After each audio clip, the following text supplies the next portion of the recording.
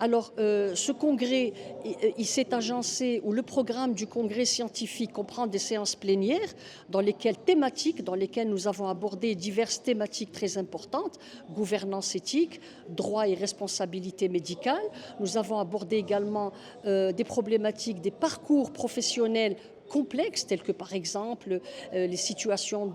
d'addiction, dans lesquelles aujourd'hui justement il y a beaucoup à dire sur la question de l'éthique, mais également d'autres situations telles que la gestion éthique des crises majeures et des situations de catastrophe. Nous avons aussi donné la parole à nos praticiens à travers 2 séances thématiques. Donc diverses spécialités vont intervenir et vont se succéder pour poser leurs problématiques éthiques sur le terrain. Le but justement de ce programme, c'est d'accompagner ces praticiens d'abord à adapter un raisonnement éthique par rapport à ces problématiques, mais aussi à trouver des ressources et des possibilités de réponse et de gestion de ces conflits éthiques. Nous avons aussi organisé des tables rondes, donc nous avons 4 tables rondes qui sont, si vous voulez, organisées sur des thématiques qui sont aussi importantes, telles que l'éthique et cancer, l'éthique et recherche médicale, l'éthique et pharmacie, bien évidemment, et l'exercice des professions pharmaceutiques. Nous avons aussi une table ronde autour des problèmes d'infertilité,